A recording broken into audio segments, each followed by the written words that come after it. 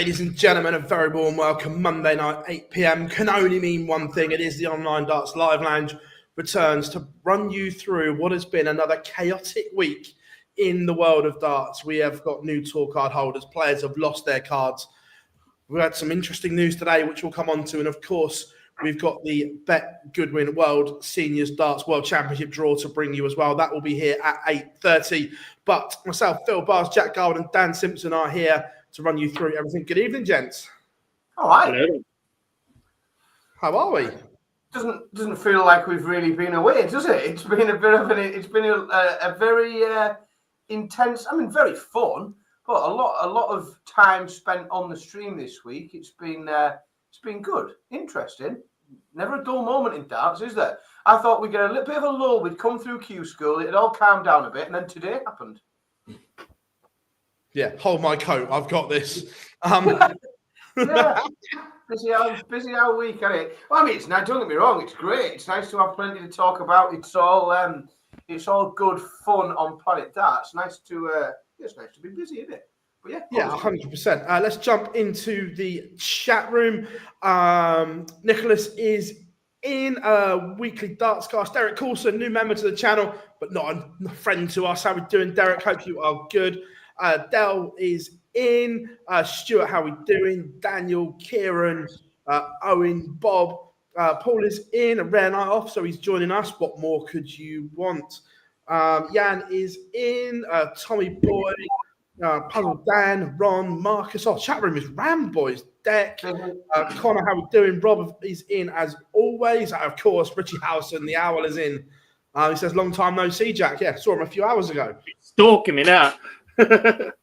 Paul is in. Ryan, Quality Darts. Richard, I'll tell you what, you lot are absolutely smashing it today. Max is in. Right, let's start with the madness of Q School, gents. It's all done and dusted. The Dream Factory is shut for another year. 29 cards were handed out across the 7 days in Calcutta and Milton Keynes. Before we go into it, first of all, your overriding thoughts of Q School.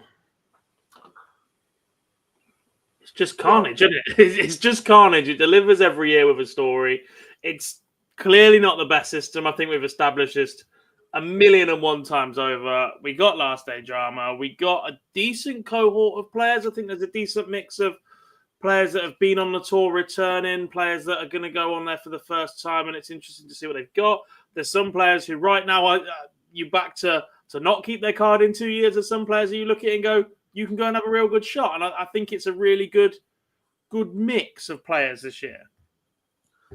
Yeah, I agree. I think we like. Yes, it's not the system that gets or that ensures the best 128 dart players that want to have a tour card have a tour card. It just isn't. But does it deliver in terms of entertainment and offering tense moments? I mean, going into that final in the UK on the last day, when all you want and all we all hope for is that there's more than one thing can happen. And that's exactly what we got. We had somebody hanging by a thread. We had somebody going really close. Throughout the whole day, I think there was, certainly on that last day, there was an awful lot of drama, loads of interesting stories. Yes, there are some players that have missed out who we consider to be better than players who have tour cards. But there is a route there. There are a number of established routes to a tour card that aren't just Q School. And there is also, as we keep saying, there has never been a better time to not be a tour card holder. So I think whilst there'll be some of them that really wanted it, once they start to look at, what the next year could have in store and where they could play, and we might come to some of it come 8:30. There's opportunities available elsewhere, and I thought it was really good, very entertaining, loads of fun. There's always going to be people disappointed.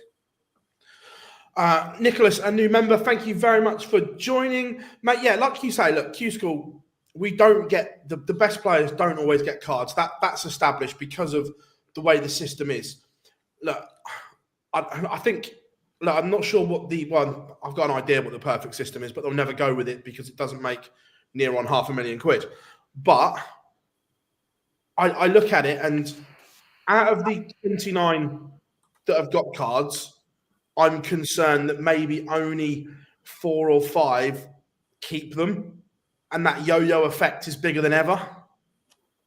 Well, that rolls into what we need to talk about in a little while, doesn't it? Because it's becoming ever increasingly difficult to do so. We're seeing similar in the football pyramid, unless teams that come up spend an absolute fortune, they're simply going straight back down from the Premier League. So, look, the inevitability is that unless somebody special comes along, yo-yo is almost inevitable, but there is also players on the decline. That we lost the likes of Whitlock and Mervyn King this year, who have been season pros, have been around for a long, long time. And those guys dropping off give hope that those that are giving it for the first chance or whatever have a long-standing career because they're at the age and the right time to go and do that. Yeah, look, completely. Look, I'd still like to see the Challenge Tour used to its full potential more. But look, we probably won't see that. But let's go to Calca in the EU. First of all, your 4 daily winners were as follows: Victor Tingstrom, Kai Gotthard, Danny Alder Calta, and Mike Kyvenhoven. They were your 4 winners outright. Then on the order of merit, we had Kordeka, Perlo Lubic, Karol Sedlacek, Oscar Lukasiak, Titus Kanik, Rusty Jake Rodriguez, Dominic Grulich, Stefan Hendricks, Maximilian, I'm not even going to try and pronounce his surname. Zawinski. Max Hopp, Leon Weber, and Marvin Van Velzen. You'll try Max Hopp. You'll pronounce that. Well, that's nice and easy for you, is it? Max Hopp, right. You know. First of all, look, there's some ones I'm looking forward to seeing from this. Victor Tingstrom, Kai Gotthard immediately spring to mind. Oscar Lukasiak, I thought played beautifully as well. And I'm looking forward to see where Max Hopp's game is after a rebuild, shall we say. Yeah, because he was garbage in the Super League, to be quite honest. And it's not been a great deal of time since that. Obviously, Gotthard's been on a bit of a, not a free roll, but he's been on a bit of a charge since he won that, qualifying in ridiculous fashion, going to the Worlds, getting for a couple of rounds. We've seen him play at the Super Series and not win a week. I think he made the final in the end. Maybe he did win a week. He made the finals, something like that. It's been a long time since then. But I think the biggest story in Europe isn't necessarily who did get cards. I think there are bigger stories in the players that missed out in Europe. 100%. And let's be fair, before a dart was thrown, most people thought that the way they produced darts at the Super Series and in the WDF, and when they've been called up to play on the Pro Tour as well, Jimmy Vanschke, Andreas Harrison, and Darius Labanauskas, they were the 3 that everyone thought would walk cards. 100%. Vanschke, well, I did a TikTok last week that the 2 players I picked were Vanschke and Kurt Parry, 1 from each school. And Kurt didn't get through stage 1 in the end. He started really brightly, went to shit. And then Jimmy, 5 points after day, especially from the position Jimmy was in. Let's not understate this. 5 points on day 1. Well, that was the problem that he had, was that he then went pointless for 3 days in a row. And what I think is frustrating is he's a bit of a victim of the system as well, because he did actually win matches on days 2 and 3. On days 2 and 3, he won his opening match, but it's that pointless game where you're just playing for a right to play for a point. So he actually won 2 more games on 5 points and didn't get any more points and just stayed there. And he did cling on for much of that last day. We were watching him just ever so slightly tick and tick and tick further. And then instead of one thing having to happen, he needed 3 or 4 things to happen. And the algorithm just got too complex towards the end. And he missed out. But he didn't back it up. He didn't play well enough. You know, he didn't. Let's be honest as well. He didn't. Yes, obviously on day 1, he was beaten by the eventual winner of the event. But when you look at his losses on the subsequent days, you could argue that Darius Labanauskas, he should maybe, but Darius Labanauskas beat him 6-1. He shouldn't have been losing 6-1 to Darius Labanauskas in an opening round if he wants to get a card, because obviously his leg difference, he had a dreadful leg difference because of that stuffing by Darius Labanauskas. And if he could have made that game closer, then it changes it a little bit. He didn't play well enough. Days 2, 3, and 4. No, agreed. Look, you can only play what's in front of you, and he hasn't beaten that. I fully agree. There's some points on this we'll come on to in a minute about the mechanics of Q School anyway. But in the UK, the outright winners were Tom Bizzle, Justin Hood, Travis Dudney, and Jim Long taking the spoils on day 4. And then the order of merit, a record points total for Bradley Brooks on 16 points. Incredible from him. Daryl Pilgrim, Greg Ritchie, Adam Lipscomb, Adam Paxton, Cam Crabtree, Adam Warner, Andy Bolton, Thomas Lovely held on by the skin of his teeth in that last game to pick up the final card. And there was some interesting plays on day 4. Let's be frank. And there's been some quite serious allegations thrown around on social media as well by a player in Q School, accusing someone of deliberately throwing a match, which I just don't see. Yeah, it's an irresponsible thing. It's a big accusation to throw around. Yes, it is very big, especially like you can measure the performance of the day so far, but what you've got to realise is these players are playing through an incredible amount of emotion throughout the entire week. And what happens is a player secures his tour card the game before and then has a massive adrenaline dump. Like that's human. You physically cannot help that. You work so hard for this. You've been chasing it for 2 and a bit years. Your best mate's already on tour, etc. You secure it, a massive, massive adrenaline dump. Like, it's so hard to then get up and, like, how often do we see dead rubbers played to a not a great standard from 1 or 2 players? Like, we're not unfortunate or fortunate enough, but we see plenty of dead rubbers at the Super Series where the group format works, and then we get a couple of games that don't matter that great deal amount towards the back end of the week. And they're incredibly difficult to maintain the top level standard because there is nothing on the line. There's professional pride in keeping that performance and the fact that you have to play to your best. But that's all keeping you going. That's not as much as a motivator as I need to try my bollocks off here to go and get a tour card. We every year we watch. No, between us. Granted, I mean, Phil, I think you did every minute of it. But between the team, we do every single minute of Q School every year, and it happens without exception every single year at Q School. Somebody qualifies, goes into the dark green, knows that they have got their tour card, and then chucks a stinker in the next match because it's that release of adrenaline, everything they've worked for. And at this stage, some people have played, for 6 days, 7 days on the spin. Some of them have won, at that point, they've won 60, 70 legs of darts over a period of a few days. And then it's done. They've got what they came for. Like, the idea that someone then, and let's be really frank, that average looked lower than the average that they'd played earlier in the day when they had something to play for and they were fighting for their card. You put that average along all the other averages from that day at Q School or days 1, 2, 3, and 4 of Q School, it don't look out of place. It's just a player who was grafted and gone. And I think it's irresponsible for people to be publicly saying anything different.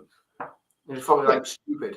Oh, look, 100%. Anthony is in from Texas via New York. Hope you are good, buddy. Good to have you in. Look, it's an interesting one. Look, Tom Sykes missing out on leg difference. Many people thought he would go on and get a guard. Hendo heartbreakingly missing out on leg difference as well.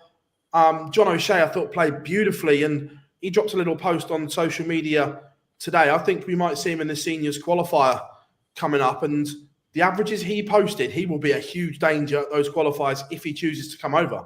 Scoring power was ridiculous this weekend from John. Some of the finishing as well. Like, it was a real combination. It genuinely was. The way that we watched a lot of John's. It's no secret. Like, I'm a big fan of John's. I think he's a great bloke, and I was watching his games virtually every visit, and the checkouts as well. I lost count of the ton plus checkouts that legs that he had no right winning. He'd just ping a 1-2-5 from somewhere, and he was catching legs.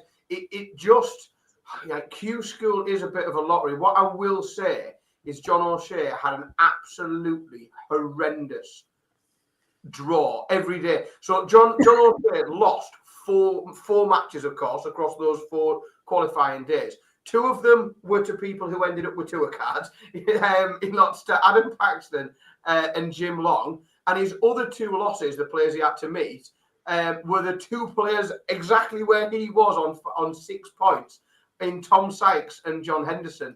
Those were his 4 losses.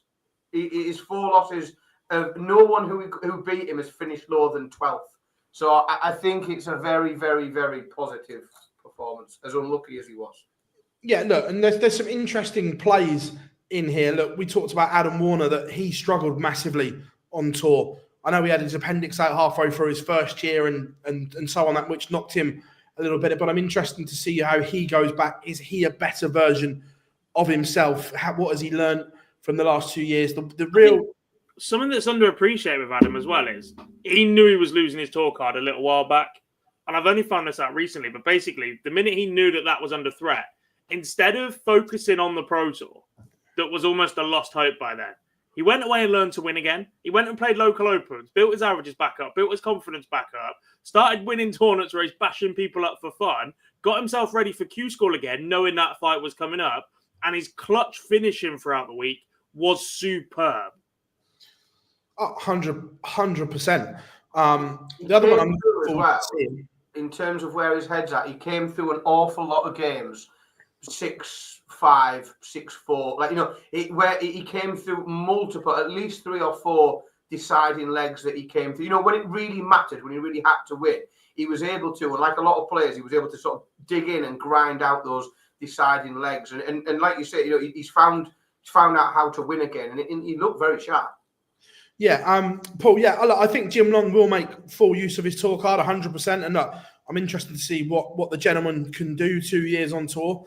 The one that I'm going to focus on here is Daryl Pilgrim, who finished 2nd on the order of merit, because for a good 3 to 4 years, everyone in darts has said Daryl Pilgrim will win a tour card. He's gone to Q-School and flopped.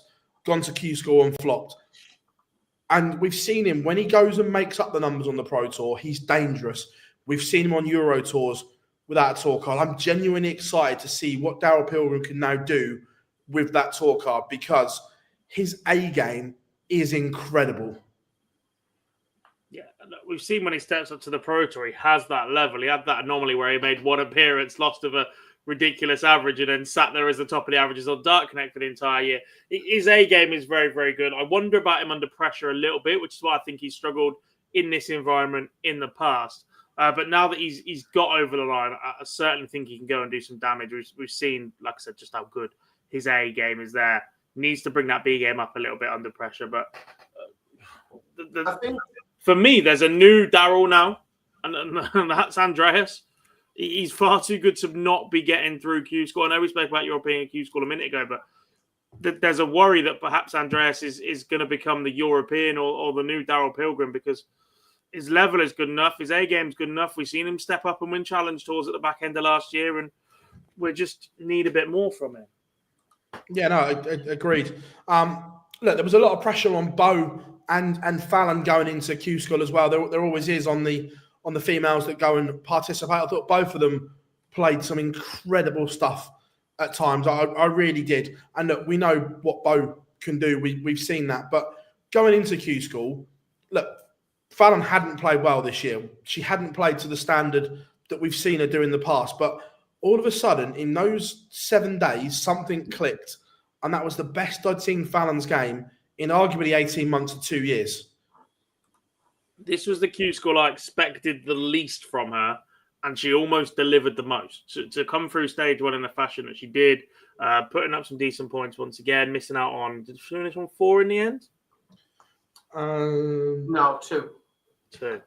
But like I said, I just wasn't expecting anything from her this time around. We know that she struggled with illness. We know that her form's dropped a little bit last year. Bo's gone back-to-back in the match plays, etc. So to see her get through stage 1 in the fashion that she did, put up some really, really good performances, I think she can take a lot from that into this year.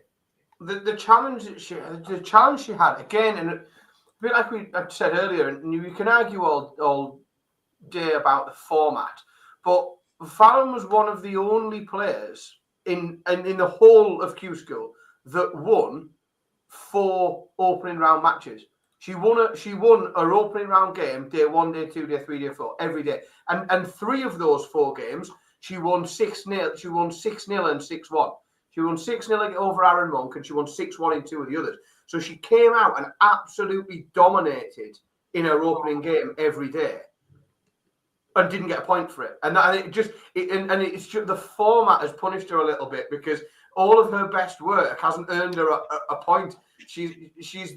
There's very few players that won all 4 of their opening games, and she managed to do it. And 2 points doesn't seem like a big reward for having won the amount of games that she won. She won 6 games and got 2 points for them. Another who lost 2 games to 2 that went on to get tour cards and 2 other decent games as well. Yeah, she's been beaten a couple of times by the eventual tour card, and that is just the luck of the draw. If you want to beat them to a tour card, you have to beat them. That is just that's the nature of competition.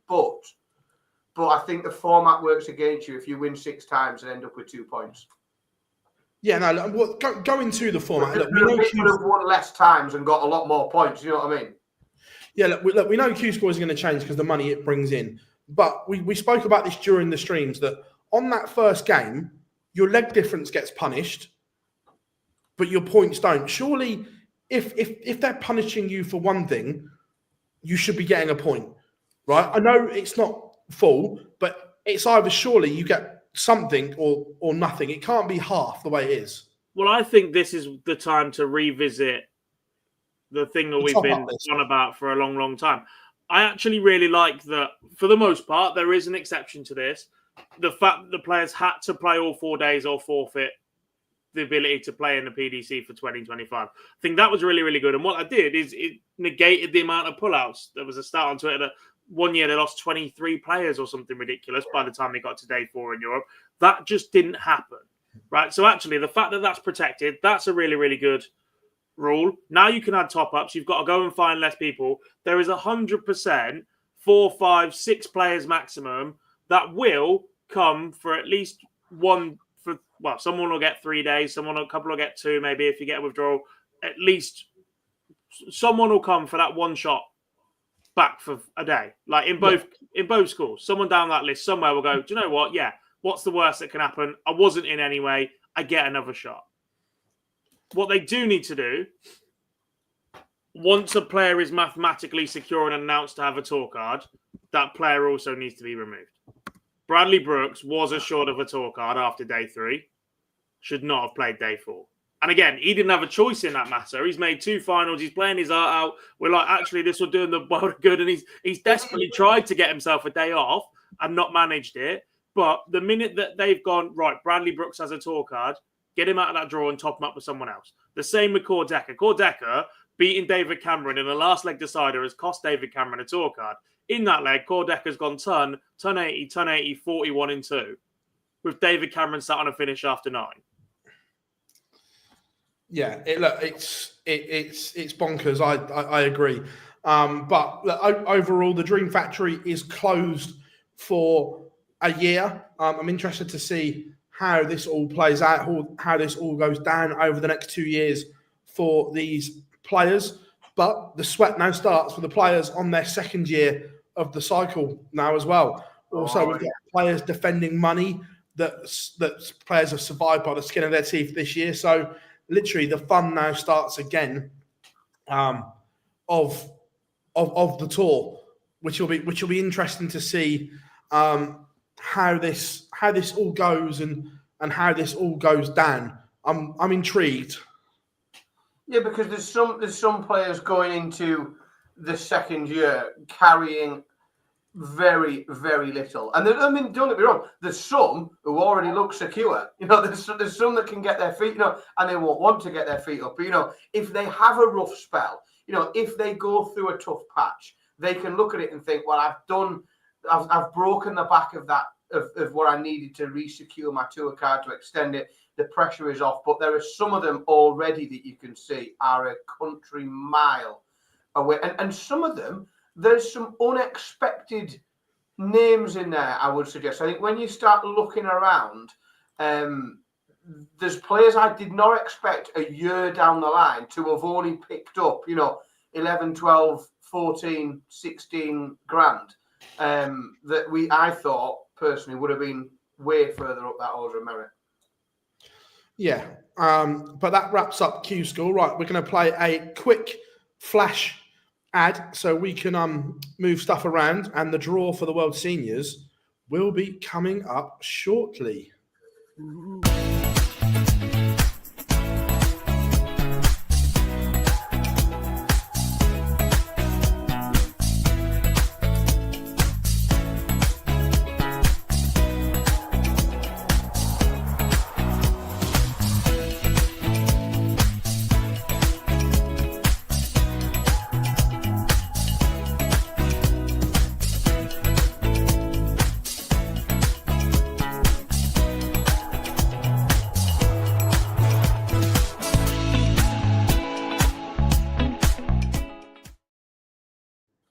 Oh, it didn't work.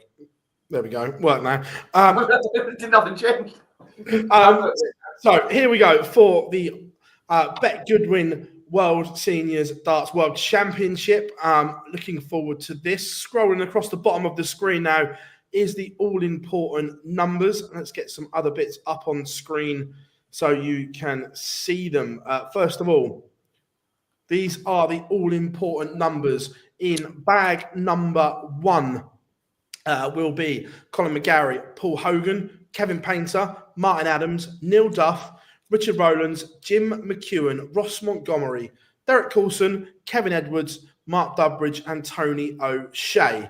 In bag number 2, we have John Part, Steve Beaton, Lisa Ashton, Trina Gulliver, Chris Mason, Vincent van der Voort, Daryl Fitton, Simon Whitlock, Merv King, and the 3 qualifiers to come. They will go into draw bracket order. So the 4 top seeds, John Henderson, Robert Thornton, Richie Howson, and Leonard Gates, are in draw bracket. So they get a bye into round number 2. So when we do the draw, game 1 pulled out, we'll play John Henderson. Then we'll scroll down game 2, game 3. Game 4, we'll play Leonard Gates. Game 5, game 6. Game 7, the winner to play Richie Howson. Game 8, game 9, game 10, the winner will play Robert Thornton, and so on. But let's get this one back on.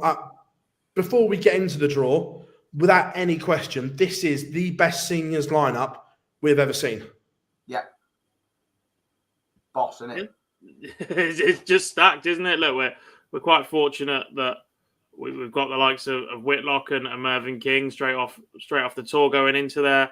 The depth of some of the players that perhaps you won't know, the likes of Derek Coulson and Kevin Edwards, are more than capable of going on to win this title. Let me tell you, they are very, very talented dart players that have won multiple events on the floor in a room that is ridiculously competitive. We've seen Richie Howson go down that route before. We've seen Jim McEwen in finals as a qualifier. We've seen Richard Rowlands impress last year, winning multiple qualifiers to get himself there. But the balance of the big names and the talent and the level of darts we're going to see should be the best we've ever had. Yeah, tickets are still available. Dartshop.tv. If you want to be at the Circus Tavern for what will be an incredible tournament live on TNT Sports, do not miss it. It is going to be exceptional. So we are going to get the draw done and dusted. Gob is drawing the players from bag number 1. Dan will be drawing the players from bag number 2. So the first one, this is the winner, will play John Henderson, Gob. So can we have the first number, please?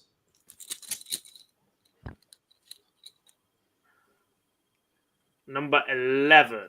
Number 11 is Flash Mark Dubbridge. And Flash will play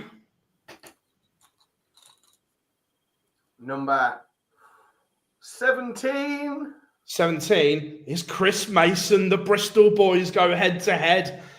Oh, that is absolutely. He's going to kill me on Thursday. I'm sick of getting stick for these draws.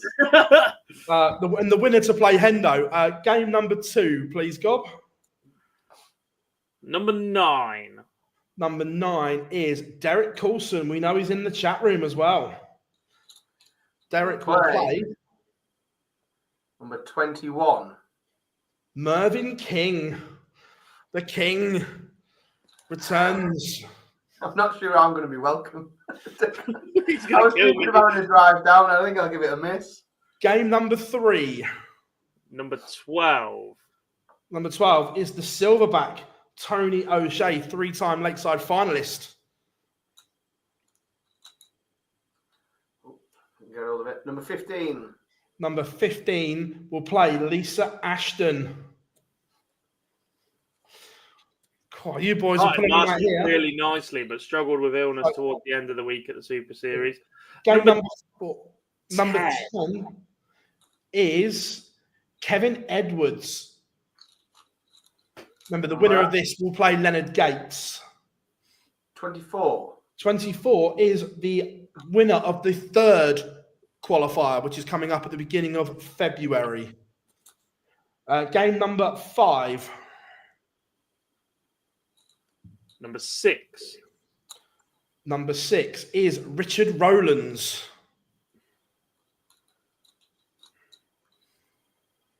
Number 22 is the winner of qualifier number 1. Game number 6. Number 5. Number 5 is the Duffman, the 2021 Lakeside champion, Neil I Duff. got to see him tomorrow. Don't do him dirty, Dan. I did him in last time. Half of these are there this week. 18. Vincent van der Voort. Oh, my word. Game 7 with the winner to play Richie Howson. Number 3. Number 3 is the artist, Kevin Painter, the former world runner-up.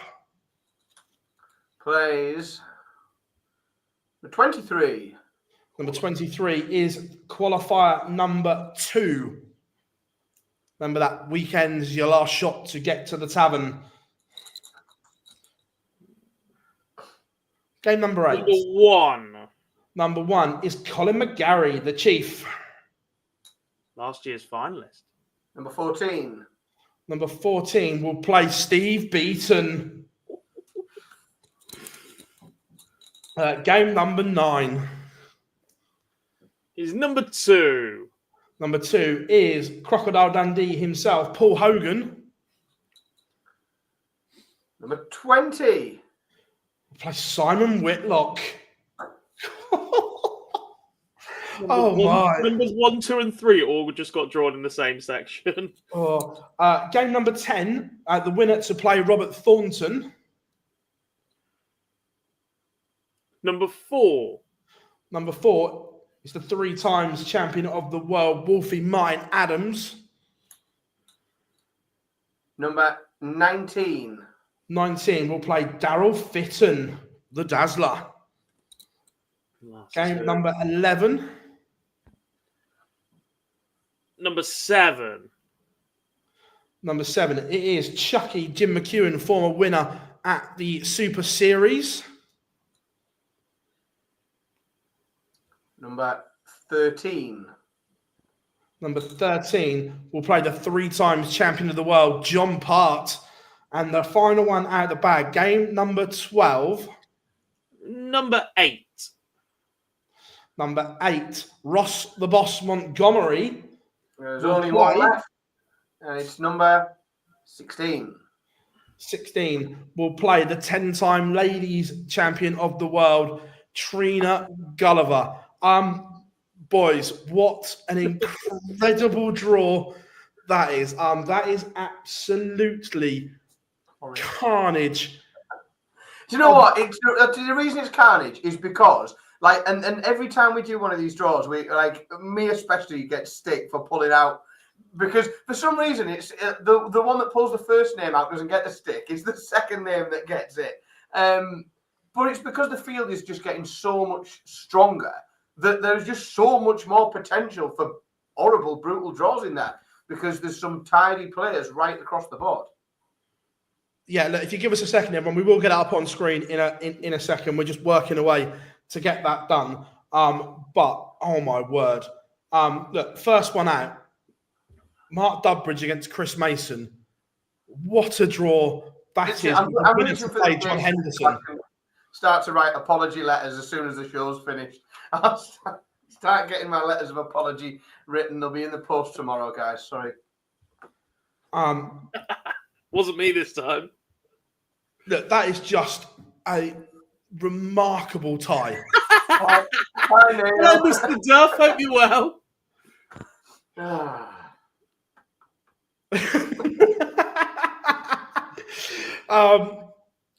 Oh my word, that is just ridiculous. I'm already getting stiff with phones going mad. Just for a recap, Neil Duff will play Vincent van der Voort as the Dutch destroyer makes his seniors debut. Ouch. That is ridiculous. That little section as well. Again, Colin McGarry taking on Steve Beaton. And right now, we can put it up on screen as if by magic. There is the draw. Oh, I tell you what, that was quick and efficient. Look at that.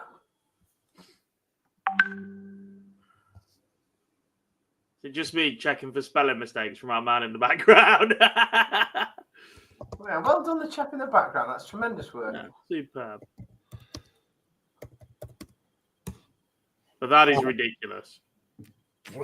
Look, where do we start? Look, there's some lakeside memories there. Martin Adams against Daryl Fitton as well. That the amount of times that those two have clashed.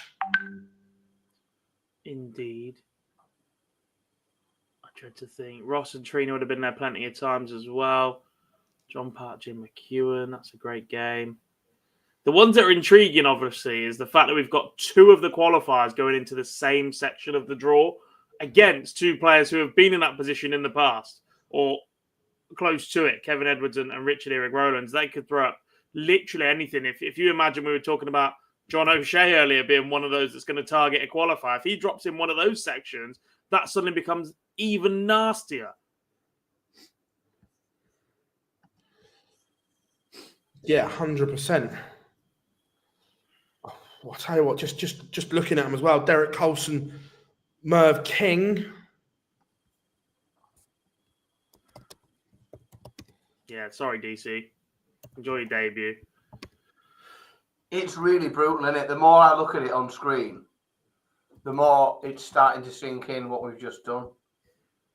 Simon Whitlock is walking into the World Seniors as possibly one of the favourites, and that is no easy feat, knocking out Paul Hogan in the early rounds, let me tell you. And then even if he gets past that, he's got what, last year's finalist and a bloke that's just come off the tour. The winner of the qualifier is a complete lottery. Richie Howson, arguably one of the top three World Seniors players of the last 3 years. Like it's that side is stacked. The three numbers I drew out in that part of the draw were 1, 2, and 3, based off the world rankings.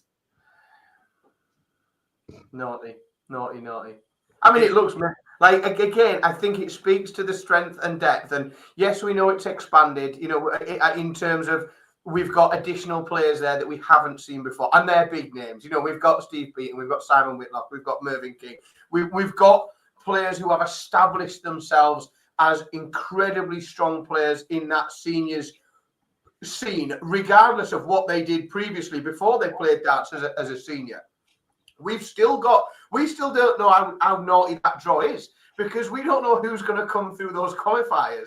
And some of the words that we've had of people who are going to play in those qualifiers mean that draw could get even worse. Well, if John O'Shea finds himself there, the way he's just played at Q School, someone will be going, "Oh, cheers up the qualifier and so on." But look, when you look at it, and this isn't just seniors darts, by the way. This is we say this about PDC darts. When the draw's done, you can go, That's an afternoon game. That's a graveyard shift game. Good luck doing the schedule for this one. Well, yeah, because I've added the Wednesday session, so I don't actually know who's going to fall foul of what is expected to be the quietest session. It's the earliest of the week. It's the opener, but there's going to be some blockbusters in there. Yeah, it really is. Yeah, it's very impressive. A lot to look forward to. Again, it's going to be really difficult in terms of, even once that schedule's out, to start to look at what you can watch and which bits, because you always look at which bits would you not miss. Well, I need to make sure I see that game. I need to make sure I see that game. The spread of games that we could get across sections there could be like really impressive. There's some must watch darts there.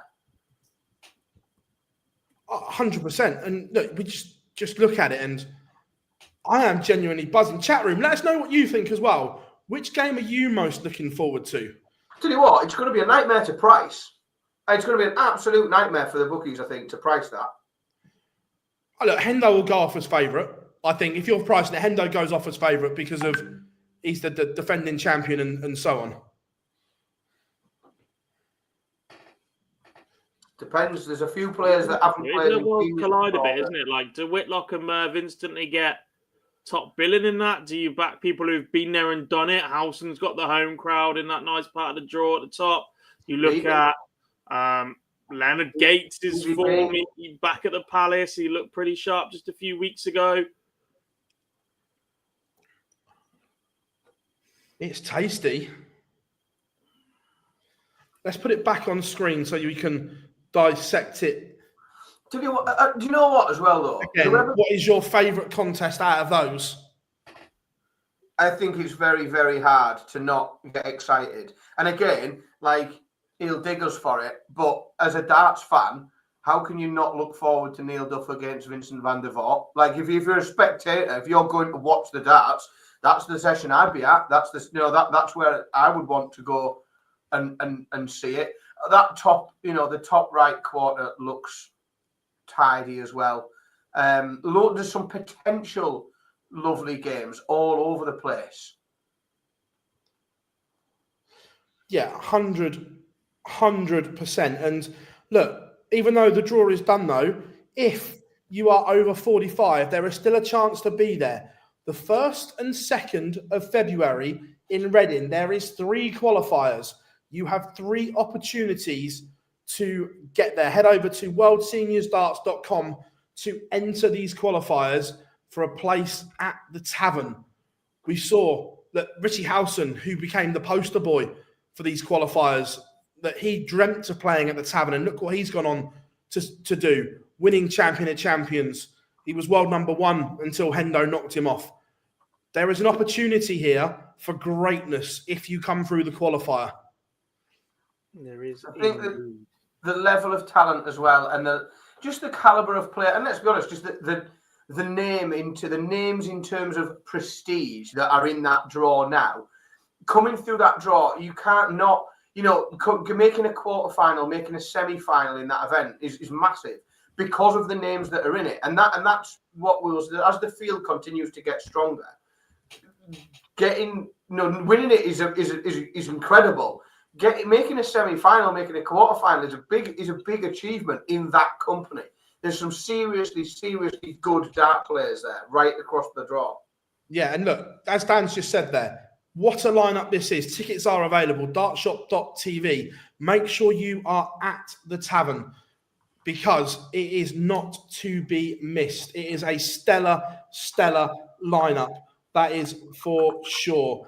Kicks off on Wednesday, the 19th, the 20th, 21st, and the champion will be crowned on Saturday, the 22nd. Tickets are available for all sessions, dartshop.tv. The schedule will be released in due course, but that is the draw. Dan and Jack are going to write apology letters, mainly to Chris Mason again. Dan did it this time.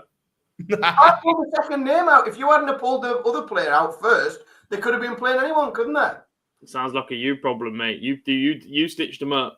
I was, it's half term, and I was thinking, I'm going to have a drive down. I'm going to come. I thought, I might come down Maybe if I take Billy with me, people will be less likely to swear and shout at me if I've got a kid with me. Might have to bring Billy just to no, those lot wouldn't. I've got an idea for you. It's the week before mine, Ed, mate. If it's half term, you might as well stay down for 3 days. I'll speak to Mrs. S. There's no point coming down, up, mate. No, I mean, it's more sustainable. It would save the environment. I drive an electric car. It wouldn't be fine. But thank you, and again, thank you to the World Seniors Darts for letting us do the draw. A live draw in darts is always a good thing. Even though we have handed out some absolute nightmare ties, it has been. That's how. That is very menacing. Yeah. Fortunately, Derek is the nicest guy in the world. I'm the only bloke in the world sat in the press room wearing a balaclava to try and scratch my. But that is the draw for the World Seniors. Can't wait for this. It is going to be good. That is for sure. Right, moving on. Never a dull day in darts, gentlemen. Just as we thought, what could we possibly talk about? First of all, we will do the lineups for the World Series. We saw the Bahrain one announced a couple of days ago, but we have the lineup for the Toto Dutch Dart Masters. Got Twitter talking. I must admit, I didn't read the article first of all. I just looked at the pictures. A lot of people about Mike the Decker not being there. He's on holiday, so he was unable to play. Yeah, he's been sent on holiday after his comments last week. Take a holiday from social media, perhaps might be what's wiser. Look, I'm interested that we were told the Premier League lineup was picked on not just rankings; it was done on whether you got the crowd excited and so on and X, Y, and Z. So I'm not sure why this wasn't used for the World Series as well. It's not a mile away for Bahrain, is it? Really? No, more the Dutch one and the representatives. All right, I was going to say the one for Bahrain, because we're only one player different out of the Premier League, aren't we? In the PDC 8. And then, but we'll come on to that in a second. But again, does this need to be an extension of the Premier League? Well, it's not. It can't be, can it? Because it's two different things, and it's for two different purposes. But when it's the same players, it's effectively an extension. It was last year, and I don't know why we're surprised. Like, this was a chance to set the stall out and do something a bit different and go, do you know what? This is the opportunity to let these territories and go and grow characters and the people on the cusp, such as Dave Chisnall, who missed out and then opened his mouth via his blog, such as Ross Smith, who's been there or close in the past, such as Damon Hetzer. Can you go and entertain a crowd with a mix of top players? Because what it now looks like is there isn't going to be any opportunity to rotate, or you're going to miss all these big boys. They needed to, even this early in the season, rotate the top boys into that World Series, and they just haven't done it. I think that when the only, and I feel like I'm making excuses for them, but and I never like to, but you have to remember, and I get your point on the Premier League, Phil, but we are in England, granted maybe not in the Northeast, a little bit spoilt for opportunities to see the biggest names in darts, the former world champions that are still actively playing, and because we've got our umpteen Premier League events a year. We can get to, if you can get to Wolverhampton or you can get to Leicester, like you can see these players. If you live anywhere around the world and you live in Asia or you live in Australasia, you live in the United States, and I appreciate that the Dutch one is not too far, and we do have events in Europe. But that is the opportunity that the PDC get to put on a Premier League style show for people who don't get 20 opportunities a year to buy a ticket and go and see them without traveling internationally. So I understand that there's a line. It's not just, oh, well, you have to sell tickets. Is it there is a fact that there are people in Europe that want to go and see Gerwyn Price and Peter Wright and the famous former world champions that are still on the circuit. They still want to come and see it. There is, but we were told that Mike De Decker in particular, that Damon Heta perhaps as well, look, they're not quite ready for the Premier League yet. We think they will be, but they're not quite there yet. Now, how do they get that experience without things like the World Series? Because you look at TV events in the first half of the year, we've got the Masters in January, the UK Open, and then nothing until the end of July. Those are absolute lotteries, by the way, when you look at the formats of both with group stages and random players coming through. And how do these nearly players get that enough experience to be ready for the Premier League when they're putting all these ones straight back in? Look, Michael's on holiday, so to Bahrain, they went straight back to Peter Wright, who has been left out of the Premier League. There was an opportunity there to put someone else in. They didn't need to go straight back to Peter Wright.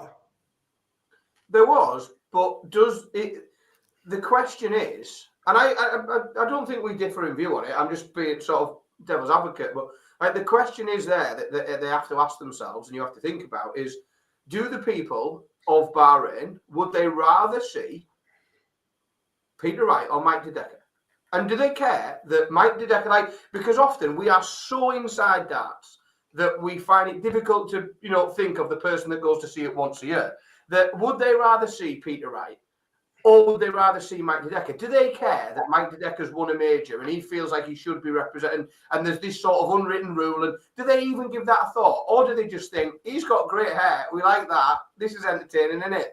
Yeah, but why do they know that? Because that's all they know, because that's all they've been given in the past, because the biggest events that you see them in, i.e. the Premier League and the World Series, have had them in every single time they've watched. They've got to start drip feeding players in. I'm not saying that the next World Series lineup has to be Heta, Chisnell, Ross Smith, whoever, all at once. What I'm saying is you can get away with using 5 or 6 of the Premier League boys in every single one and rotate 2 or 3 others into every single World Series event. And then what you get is a blend of big, recognisable names. You get to rest your big boys, who you've now bent over backwards for on the Euro Tour and ruined the greatest tour in professional sports.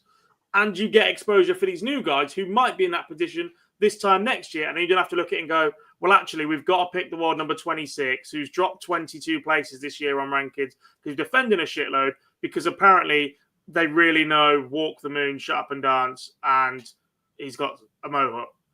Because that's the position they're going to end up in. I don't disagree at all. I'm just presenting what I think is the reasoning behind the decision, rather than what I think. I'm a bit disillusioned with the sport as a whole, I think, not just darts, or not just the PDC in some regards, in that we are in a fantastic position. The sport has never been better. We've got eyes on the product, etc. And yet the people at the top are absolutely obsessed with trying to manufacture the big names constantly everywhere, as if the beauty of what we do and the beauty of sport itself is not sometimes the stories that go alongside it. The best part about the UK Open, for the most part, is what are these qualifiers doing? Who's this bin man in the quarterfinals of the UK Open? That's what grabs headlines, because that's the sort of thing you report on going on. Normal man did this or whatever. You get, all right, Littler's won it and whatever else. But if the last 8 of the UK Open is the 8 players in the Premier League, it's not going to get anywhere near as much attention as a quarterfinal lineup that includes the world number 72, who's had the run of his life, knocking out a big name and creating an upset, because that's what happens. And they're just obsessed with going, right, we're just going to smash the same 8 players against each other. It's the same reason why the Super League as a concept with the football was flawed. The beauty of football and the Premier League and the Champions League is that actually Liverpool might play AC Milan once every 10 years in the Champions League. In the Super League, they're going to play each other twice every year or 3 times or 4 times, whatever else. And suddenly the beauty of Liverpool playing against AC Milan becomes Liverpool playing against fucking Bournemouth. just as a two teams that like. Do you get what I'm saying? Like it's an everyday occurrence. It's no longer special. We've already lost the glamour of the top level games within the PDC because Luke Littler and Van Gerwen had played each other 14 times last year. I don't know. I'm 100% with you. And I think it was Josh made a good point. You don't make the next stars of the future by putting them in a way so no one sees them. You make them by giving them opportunities. Like I said, I'm not saying everyone, but give them a World Series here, give them a World Series there. They use the entertainment factor for the Premier League picks. Now I look at this World Series event with the greatest will in the world. I appreciate he's higher in the rankings, which is why he's got the pick.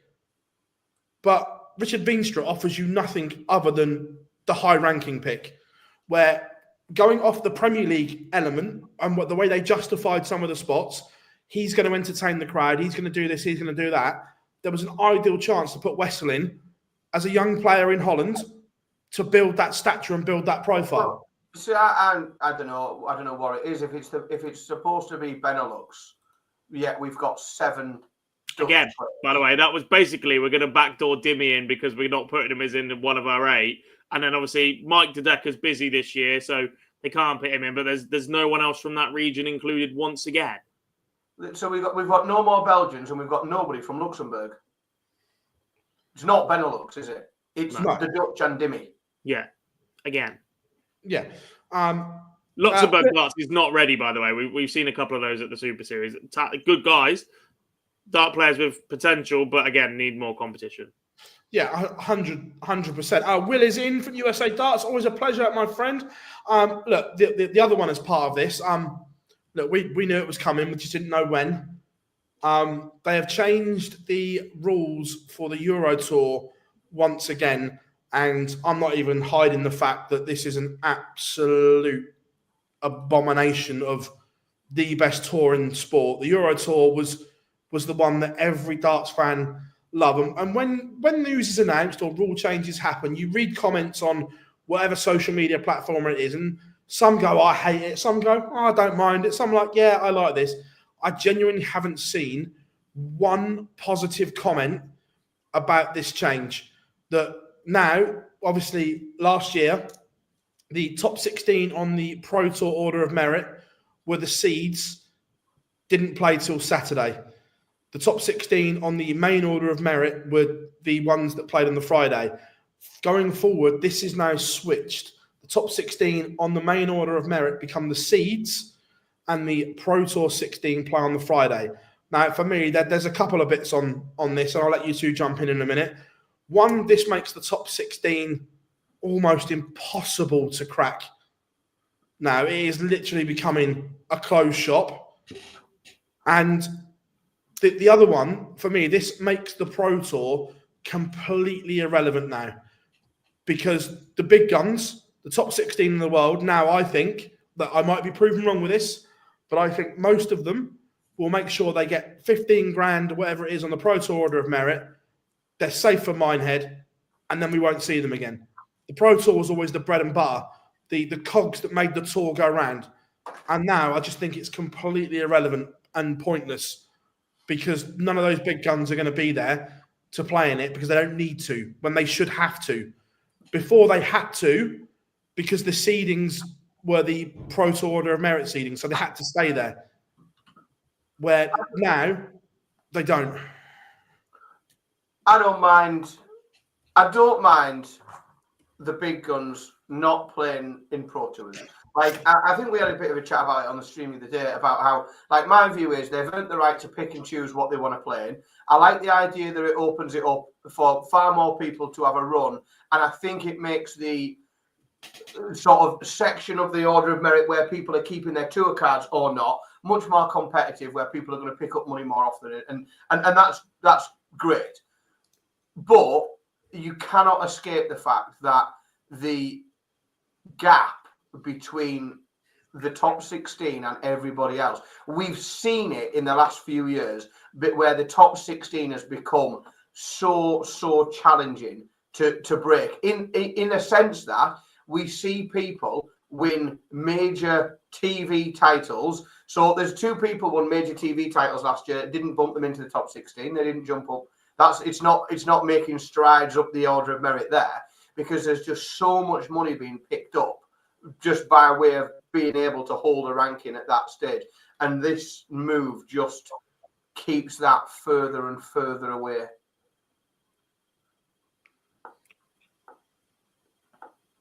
Come on, God, we know you're coming in.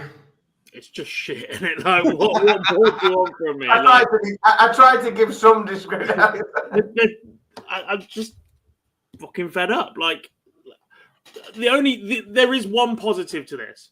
When we first were made aware of this, we were also under the impression that second round players entering in the second round were guaranteed that prize money on their rankings as well as a change to previous years. That hasn't been announced, and it doesn't look like that is the case. So, look, there's a benefit, there's a bonus to this on what we've been sat on for a couple of weeks now, but it's still just ridiculous. Like, if there's a scheduling issue, move one of your fucking events about. Like, I get Premier Leagues have been on a Thursday and it doesn't clash with football. Like, you've got to be better at this point. You've either got to go and clash your other sports and accept that your broadcaster is going to have to make a decision. You can't just be pandering about to the same fucking players every single time. It is simply ridiculous. The gap between the top and the bottom is just going to get wider and wider and wider. The players that have just jumped on tour are going to have an even more difficult time of keeping a tour card or just getting in position to do that.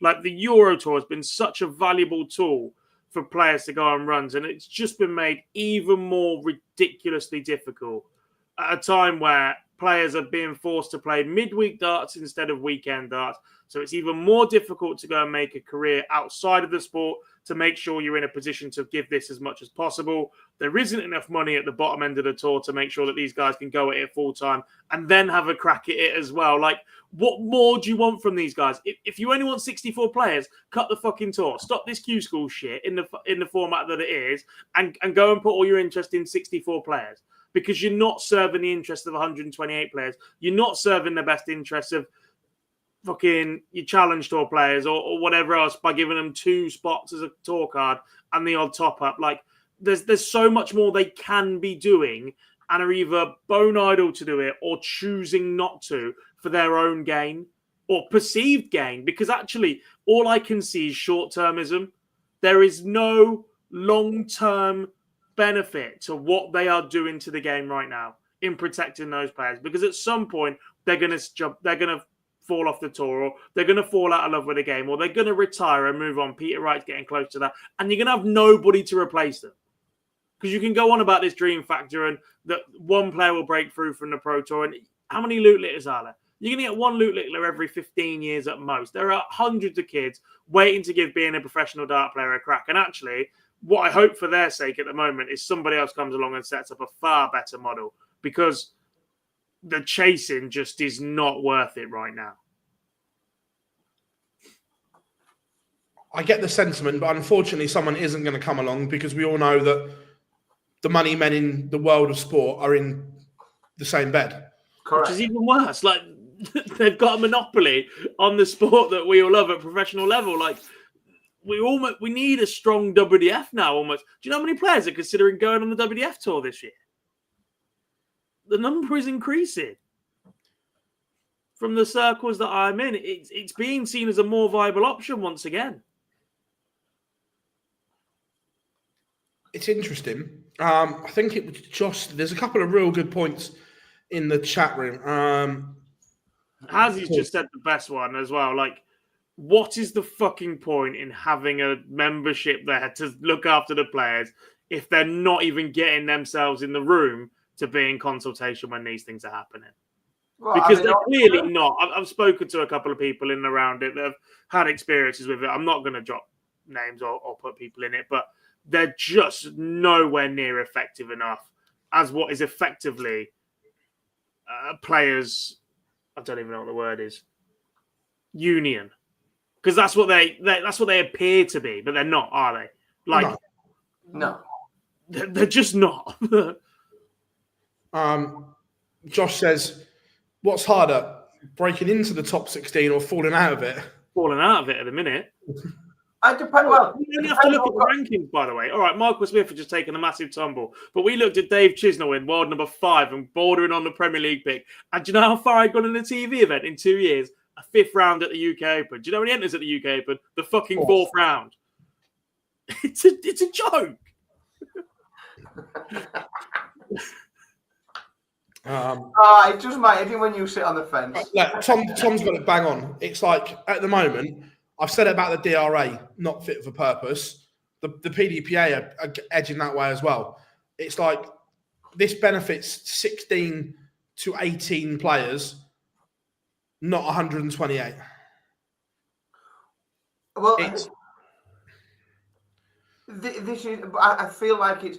It's almost like a non-point that, because it'd be harder to find out what, like, something they have done productive. Like, I don't know what it is. I don't know what they're achieving at the minute, because things keep happening. And it must, and I don't know whether they are desperately trying really hard and not getting it right and banging their head off the wall and saying, like, this is all going wrong, we've lost control. In which case, I think, well, you need to reflect upon it and think, well, how do we change it? Like, what do we do? Do we need to bring different people on board? Do we need different skill sets involved? Do we need specialists in different things? Like, I don't know. But clearly, they must. There's two things either there. Either people don't give a fuck and it's operating in the way that they want it to and they're happy with it, or they're banging their head off the wall thinking, oh, why can't we get anything done? Why can't we get progress made? In which case, if things can change. It's definitely the first one. Well, there's like, I believe they have a sizable budget. Well, that's the other staggering thing, right? Because I've been looking at this and I saw this on social media the other day as well. Snooker, bringing in considerably less revenue, is paying out £4.5 million a year more prize money than darts. Well, if you go on Company's House, darts was the biggest earner in the whole Matchroom umbrella. And he's paying out the smallest amount of money because boxing purses are ridiculous. Snooker's getting paid a fortune. Where's it all going? It's either sat in an account or it's being paid to shareholders as dividend, I'd say. Dan, you're more expert than me, but it's one of the two, isn't it? It's not publicly, because it's not publicly traded. Like, you can't see a share price. You can't see the shares going up. You can't see. So you don't know. You don't know that the companies and the various other holding companies that are that are underneath them are so. The lines are so blurred that you don't know. You don't know how much it's propping up the other businesses. You don't know how much that money's blended between various different things. You don't know. It's privately owned. So in theory, people can take out what they want. Like, it's not there to run. This is the thing: it's not the FA. The FA has a budget. That budget's scrutinised, and people are scrutinised upon spending that budget efficiently. They have to spend that money well, or they will be criticised and more than likely moved on if they're not spending that budget in a way that the majority of people and the members and everything else agree with. The PDC is a private organisation. They can run it however they want. They can run it in any way they want. They can decide all of a sudden that they want to put £10 million up for the winner of the World Championships, or they can half all of the prize money and they can take more out of it. Like, they're under no obligation to anyone, really, and that's why it's important that organisations like the PDPA are highly functioning and effective and staffed with talented, committed people, and that their budget, because they are funded in a way that, in my opinion, should be more transparent, because of the way that they their money is generated. I think it should be a bit more transparent, and that people should be able to see what they are doing. Same as the DRA, like, I think exactly the same stands for them. Because of the way that they're funded, there should be a lot more transparency in how that's then spent. And they need to be more accountable. And if the people that are there are not able to be effective, and implement the things that they should stand for and deliver on the vision of that organisation and hold its values and everything else, then they need to put in people that do, or bring people on board, or get.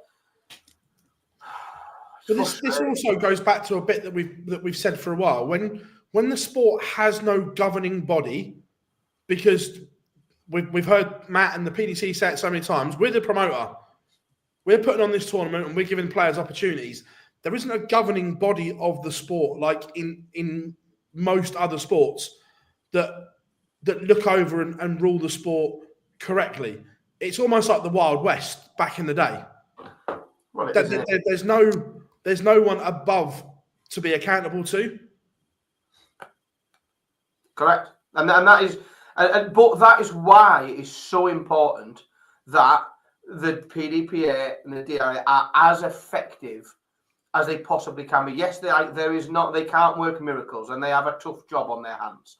But can they look in the mirror and say, we have done the very best that we can do in representing these players? And if they can, great, good on them. Only they know that. There was some other rule changes out today. This one I don't actually mind so much. We're going to get 16 seeds in the World Grand Prix instead of 8. I don't mind this because those players were already there. They just weren't seeded. The top 16 were in the tournament. It's just a layout, isn't it? It's all it is. Yeah, I don't mind this one. I'm good with that. It's all right. I don't see why it needed making. Part of the beauty of that is that we get those carnage draws. But yeah, sound. Carry on. No, I don't dislike it. Is the thing. The other one, which it's not fully there yet, but it's getting there. The Dev Tour, you now can't play on it if you're in the top 64 in the world. I'd still like that increased more, but it's better than 32, so I don't mind that. It's a step in the right direction, and I understand that, things have to be done in stages. In all honesty, just in fairness to the players, there are players that are at different levels in that order of merit, that it seems a bit unfair all of a sudden to make a massive sweeping implementation, because they're all in slightly different places in a game. To increment it from 32 to 64 seems to me very sensible, very sane, very logical.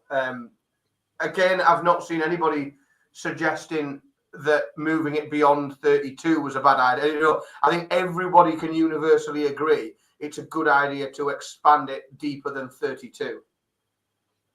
Yeah, I'm not against it. Everyone knows my feelings. If you've got to talk hard, I think you develop, but moving to the 64 is good. It sort of fits everything else then as well, doesn't it? If they were to keep it at 64, I think I could live with it, in the sense that affiliate tours get the chance to play until they're in the top 64 and so on and so forth. So the likes of Jim Long can still go and play in the CDC things this year, I believe, until we either had a year on tour or in the top 64, so he could still play cross-border, if I'm not mistaken. Yeah, I believe so. Yeah, and it's that parity across the board of we do, because we want to support the play, or we want the players coming from those international tours to be supported, the affiliate tours, and for them to be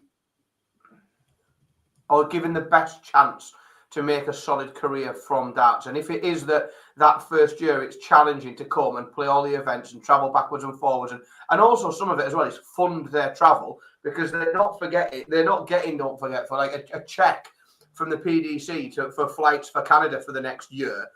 That's something that they're going to have to fund themselves. And if they can then play local events in their own country, even just to help fund themselves being on tour, then I think, again, it's perfectly logical. But keeping it at 64 matches, doesn't it? And I think that's fine, because you've got some parity across the board. Yeah, like I said, there's no, as Rob says, no mention of the Grand Slam qualifier, but that's something that the Grand Slam always comes out a little bit later anyway.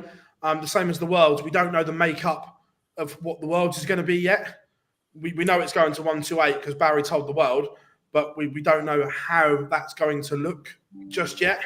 Well, the hope is that they don't balls that up and layer the top 32 into the third round. Like, I don't see how they can. I don't see how they can do unjustified to Sky that their first 6 nights are going to be players outside the 64. No, well, when you listen to the top players that obviously this affects, when they were asked about it at the World Championships, what do you think is going to happen? What do you think? They all say, no, put us in round one. No one, not one of them would complain if they were in round one. Like MVG was like, nah, put us in at the start. Good. So I don't think that's that's an issue. You say that, but then they've just made 4 decisions that protect those boys that put them later into the tournament. So I don't think that fucking matters. Yeah.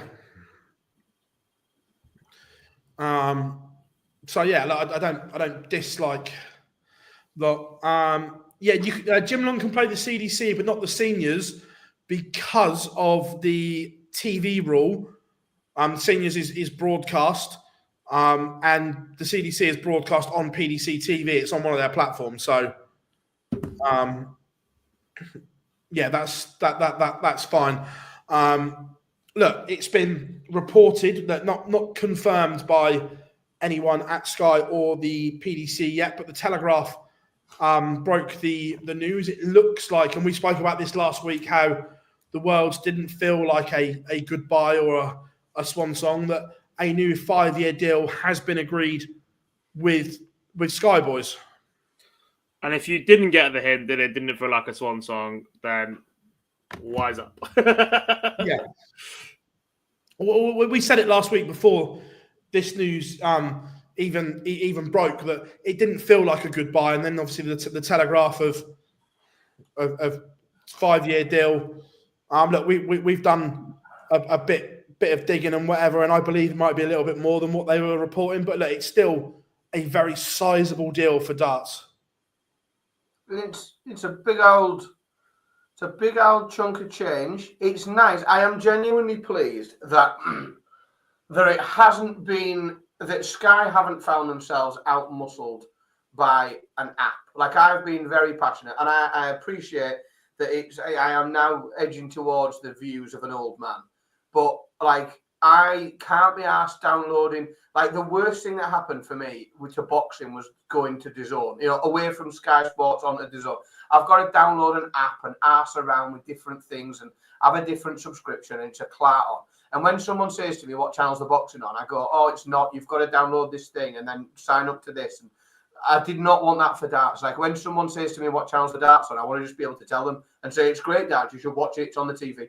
And all I cared about was it's on a TV channel. So if it's remaining with Sky, and yes, it's behind a paywall, we're yet to know, I suppose, the future of the events that are on free TV at the minute. The ITV events. We don't know what the long-term home of those events will be, whether it'll remain on terrestrial television. I think it is important for the sport of darts that there are some televised events that aren't behind a paywall, and I think it's integral. I think every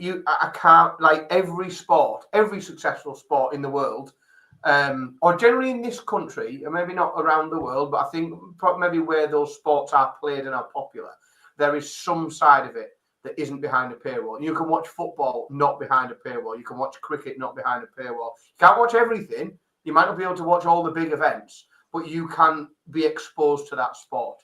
And I think it would be a massive shame if people were no longer able to see darts on free television. Yeah, no, I 100%. But there is part of me that perhaps is wary that might not be on ITV. But we'll find out, won't we? Is the thing with that, but it looks like it's a good one. Also, I've just hot off the press. I said to you, tickets are available at a very good price for the Wednesday night at Dart Shop Top TV for the seniors. If you've got a ticket for Wednesday night, you are in for a treat, because kicking off the show, Jim McEwen, John Part, Kevin Edwards against the qualifier, Paul Hogan against Simon Whitlock, Tony O'Shea against Lisa Ashton. It's a solid session, isn't it? That's a very nice session of darts. 100%. And look, if you haven't got one yet, once this gets announced, Thursday night will be a sellout. I promise you this now. If you haven't yet, get a ticket for this. Martin Adams against Daryl Fitton, Colin McGarry against Steve Beaton, Neil Duff against Vincent van der Voort, Mark Dubbridge against Chris Mason. I tell you what, I don't know who drew those matches out, but what a session that has been delivered. I tell you what, there is that. I mean, yeah. But this is what I was like. I appreciate that I've repeatedly got some stick. That's a few draws in a row for some really naughty matches, and often, unfortunately, it's just people who I know and like that I keep stitching up. But as a darts fan, you can't argue that we haven't delivered on that, folks. Like, that Thursday night is solid. Yeah, and unfortunately, I won't be there. I know a couple of things. I will only be at the seniors Friday and Saturday because of all places, the Premier League's in Dublin.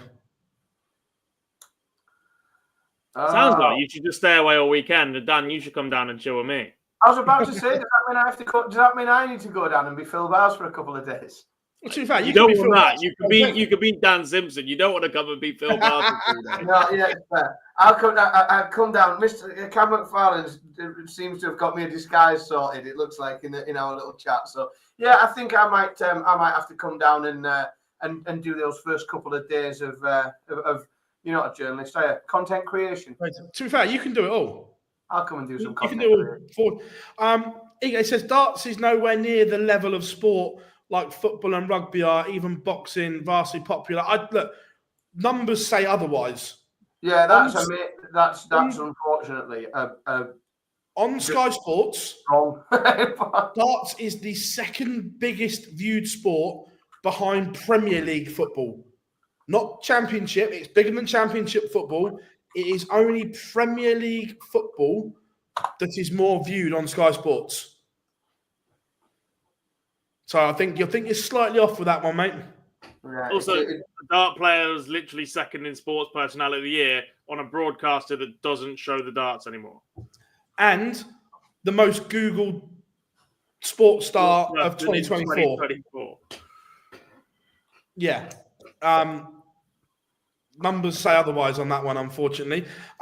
Also, we touched on it earlier, but this is the first time as well that I've really heard darts players kick back. Two quite high-profile players have had their say on the Premier League picks. Look, it might haunt them, but it's the first time I've seen players so outspoken, shall we say. Well, I think it speaks for both an entitlement and also just the advance of social media that wasn't there. Like in previous, I know that it's not new, but every year it becomes more and more part of what society is. And the Premier League has changed. And I think some of it is the acceptance that, we only have to go back to like the events like pre-COVID, probably 2019, where it was pretty clear what those, the top four plus your wildcard picks. And we had, the Sky Sports wildcard picks and the PDC wildcard picks. And it's become more and more apparent in recent years that it's like some blokes go into a room and have a chat and a cigar and come out and pick who they wanted. And I think, therefore, the players can feel that it's a bit more conspiratorial and that it's a bit, that there is there's some dark arts to it. But I just think that they like many others, and like everyone that keeps getting dug in, has to just accept what it is. Like, it's an exhibition. It is like, as much you can paint it in any different. And yes, it's a massive achievement, winning and everything else, but it's a non-ranked exhibition. And if I run a non-ranked exhibition in my local pub, I can book who I want. and I'll just book who I prefer and who I like and who I get on with and who I think will sell tickets. And if you start to think that the Premier League is anything more than an exhibition, you are fooling yourself. It is what it is. And if you and the problem is anyone who's, if you come out and speak against it, I think you're badly advised publicly, because you are just creating the wrong enemies. Yeah. It's already a closed shop. What you then don't go and do is insult the shopkeeper, do you? Like, especially when they hold all the power, you get barred. You don't get, oh yeah, I'm sorry, I let you in. Like, when there's arguing, never got anybody anywhere. This is it. You don't want to get barred out your favourite pub, do you? You behave there. You dick around everywhere else. You don't get barred out your favourite pub. Exactly. I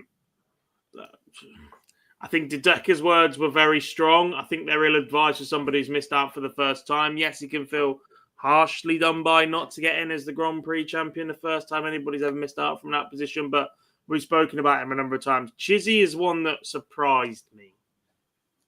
One, because it was quite eloquently put, which suggests perhaps it wasn't Dave himself. Two, I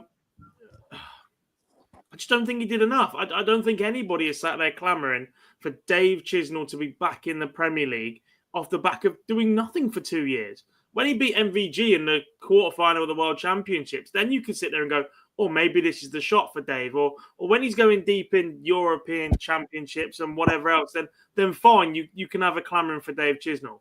But absolutely nobody in the darting circle, let alone casuals, are sat there going, do you know what we really want? The bloke that can't even say his own name in an interview at the end of the night.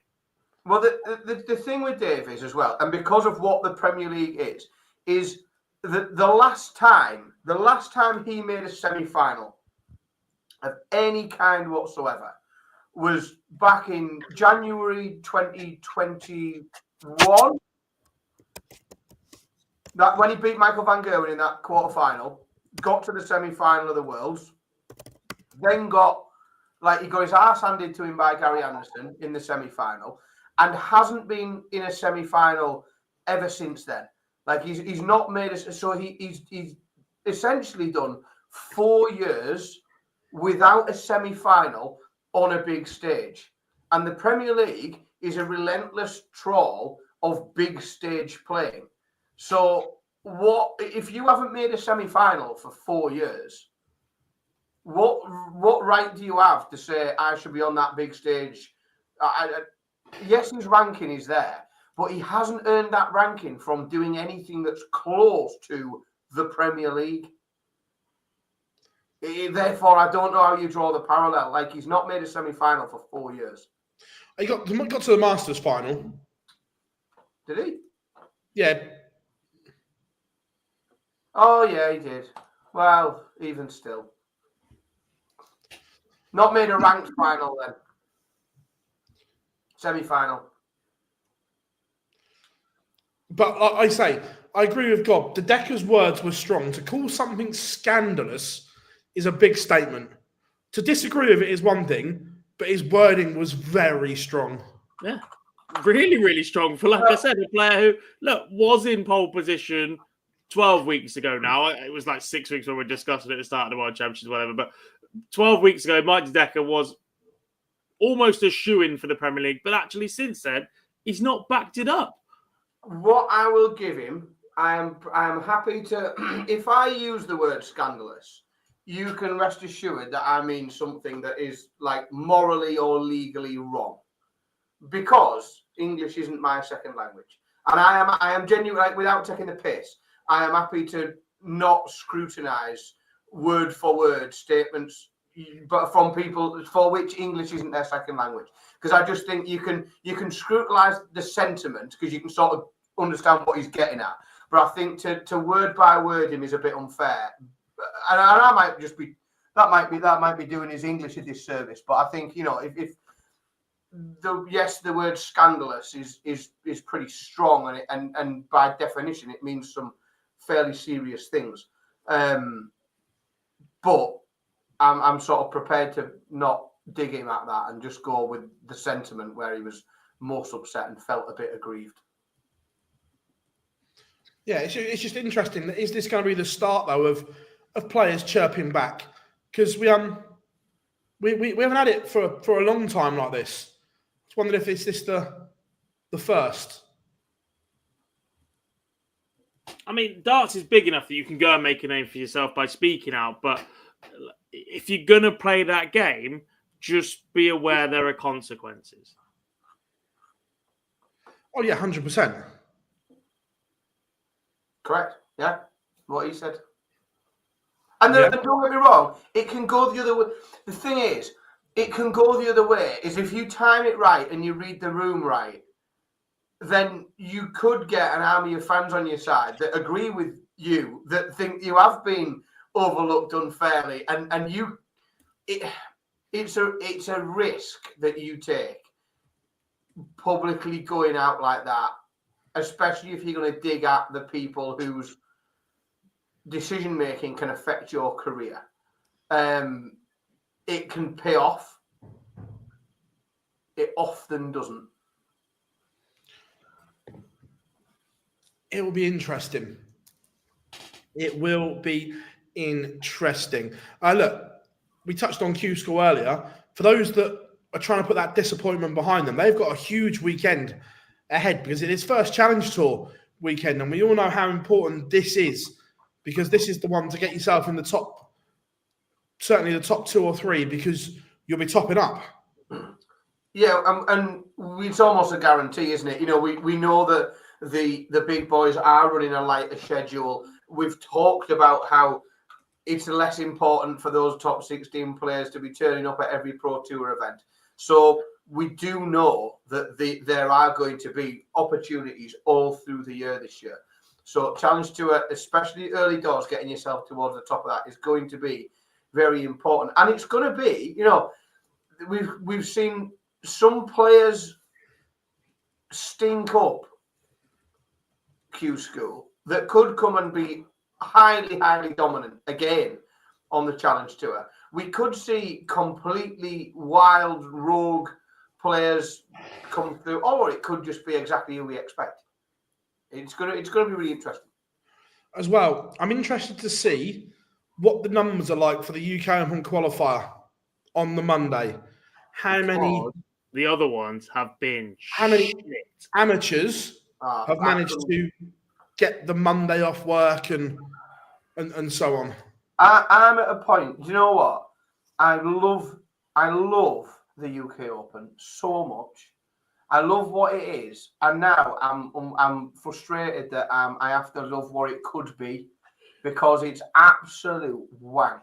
This system, like the qualifications, like I can't believe that they've taken me from just being frustrated that the nearest qualifying event was, 3 hours from me, or that there wasn't one in Scotland or so. Like that was my frustration, was that it was a bit of a ball ache. It's a complete shambles.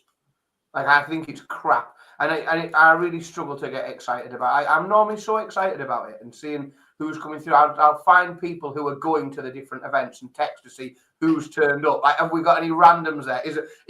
We get all sorts of like people, former players, and all sorts of different pedigrees.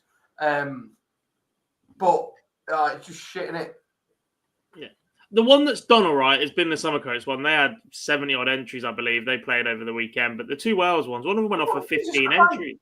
Like honestly, 15 entries to one of the Wales ones. This is the UK Open, like the FA Cup equivalent, where anyone in Britain can turn up and go on a run and play Luke Littler on the telly. In what is, we are being told, the second most watched sport on Sky Sports. And we think that 70 entries is a fucking, like, that's good. But I guess it's comparative to the Wales ones that had 15 and 30 something. Like the numbers are shit. In terms of promotion, right? If someone said to me, I could run a UK Open qualifier in Billingham in a ballroom of a pub, I'm telling you now, I'd get more than 70 entries. I guarantee you. Someone said to me, "Oh, Dan, you can run one in Billingham," and whoever gets through it, even qualifies for the next stage of qualifying for the UK Open, I guarantee you I get more than 70 people through the door. I just think it's shit. And I love it. I bloody love the UK Open, which is why I get so frustrated at how shit it is. Well, again, this goes back to what we're saying about use the ADC. They have got structures and pathways all around the UK to do this better than what it's being done. Like the system's already there in it, and but even if like the answer's just got to be better than what they've come up with. I can't understand it. It blows my mind. It takes away all the romance of it. Takes away all the fun. Not happy. Yeah, I just don't get it. Thank you, Jarlath, for bringing that up, because now I feel sad. It was the greatest when it was at the Reebok Jar. I'll give you that. Oh, I tell you what. So there's a decent hotel there. You know, I've been stopping there when I've been working at the Reebok. When I've been working in Bolton, yeah, they've put a Premier Inn in there. You know, one of these pitch side view Premier Inns. Yeah. Yeah, it's all right. You know, it's not bad. Not bad at all. So I have some numbers. Go on, fire away. The 25 ball darts. I don't know which ones these are. Of two of them. For their 3 events, had 12, 10, and 7 this time last week. Tuesday afternoon, that was their entry numbers. 12, 10, and 7 were their entry numbers for their 3 pre-events before they get to their final round of qualifying. I believe one of their qualifiers went off this weekend with 15. Out, one of the other ones, I think that's the other Wales one, had numbers of 16, 7, and 11. Some coach had 72 registered this time last week. I'm not sure how many went off with in the end. Honestly, I've had to open another drink now. Because now I've found out that on average week I cook Sunday lunch for more people that enter the UK Open qualifiers. Yeah, 25 ball darts had 5 games in the top 16.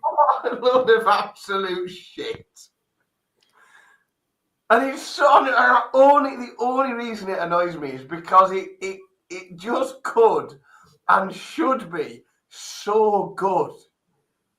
But to find out that there is UK Open qualifiers with 7 people turning up to them. So the Victory Pub had some matches in a round of 64, but 1, 2, 3, 4, 5, 6 out of the 9 scheduled were walkovers. So somebody's not turned up and they've registered the names anyway.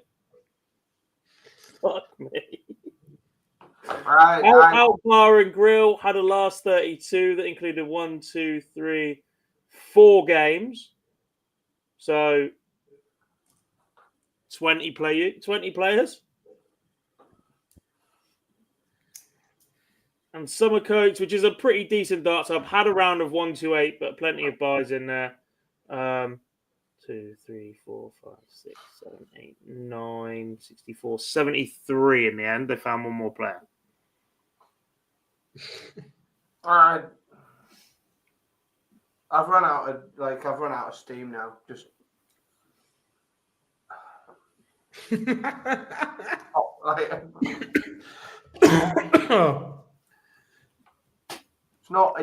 they just suck. Every year they suck a little bit more special out of things for me. And like I said, it used to I thought, now I look back at, I used to get knocked off about the qualifiers. Now I look back and think they were the good old days. Like they were the good old days where you couldn't qualify in Scotland and you had to drive for 3 hours if you lived in Newcastle, 3.5 hours, and spend the day in Manchester, drive over Saddleworth Moor. Like they were the good old days of UK Open qualifying, so we now learn. To be fair, when it was the Speedy Hire one, it was much better. The Speedy Hire UK Open. Speedy Hire. They're still going, aren't they? They've managed to not bust themselves like some other non-gambling related sponsors of darts. Well, they're still going, Speedy Hire. It's been. Look, we've got Bahrain this week as well. We've had no draw yet, so we can't preview. We've got seeds, haven't we? No draw. Yeah. Well, my guess is they'll do it because like they do in most World Series. They'll do it live from some media event locally on Wednesday. Are you happy to pick a winner though? Yeah. You don't need a draw to pick a winner, do you? Their name will begin with L. Yes, Lawrence Ilagan.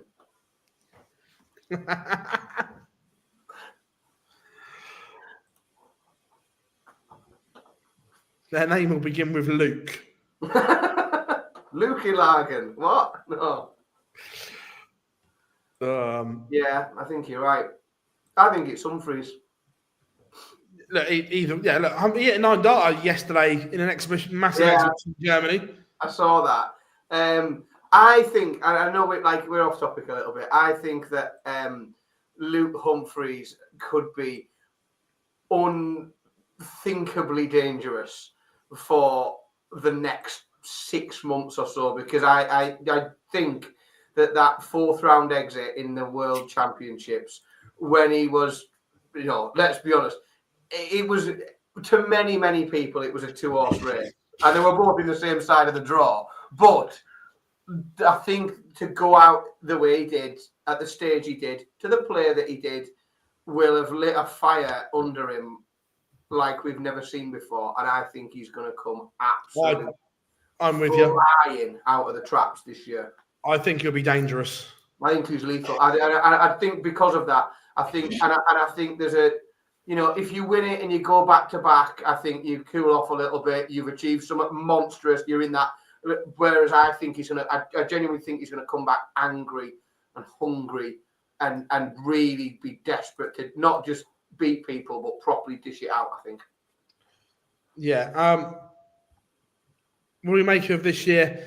Look, I don't think he defends it all, but I think he defends a chunk of it. Oh yeah. We're not going to see him fall down the rankings, I don't think. I think he really does have another good year. Do I think it's as good as the thing is he actually, when in that 2023, he sort of started winning late, that match play semi-final, and then obviously we know that he had the Europeans, the Grand Slam, and the play, but those first few events, he started off, he did very little in the Masters, didn't get far at the UK Open. I think the key, I think, to him defending a lot of that money is coming out early and having a big run or a UK Open win, perhaps. He was a finalist last year, so a big run in that. We don't really know what's going to come from the Masters yet, but now that that's ranked. Well, you beat me to it there. The Masters is a free hit for everyone. That's it. So he's going to play back. So if he gets a deep run in that, then it just edges him ahead of where he'll drop off and other people will catch him. So that I think is the key this year to him having a solid year, is because he in 2023, which is the money he's defending, all of his winning was done on the back end of the year. When he got he picked that Grand Slam up and the Players Championships. There's a lot of time for that this year, but there's an awful long time to earn a lot of money in between now and then. Oh, 100%. I saw Josh here. I think he's had some dental work done, but I think he'll be all right. Well, he doesn't throw darts with his teeth, does he? No. In other news, another one of the seniors players is watching, and you'll be pleased to know, Dan, he didn't call us a prick when he saw his draw. So we've got some balance. Oh, well, he clearly can't be one of the several that have messaged me calling me all sorts calling me all sorts of different names. Like, I thought I knew all the swear words, but even I'm learning something. Was some of it via Ilkeston? Yeah, I don't think I'm a popular man in Ilkeston, mate. I don't think we might need a new venue. You know what I said? Earlier on? Don't get bad from your favourite pub. Yeah, I think I've done it on the. Unfortunately, Chris is a fantastic bloke, but I somehow find a way to shaft him every single time I do a draw. Often then managing to be in the building watching the fruits of my terrible, horrible labour.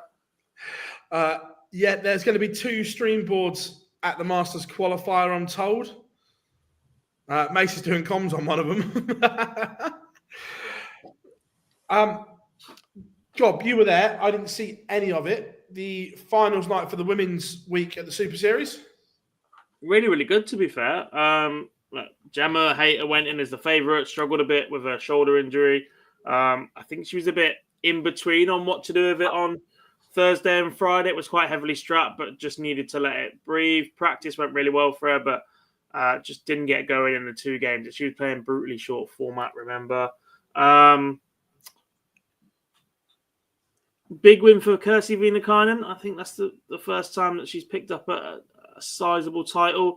She's been one of those that's in that next group or bridging on that next group from the real top elite players within the women's game at the moment.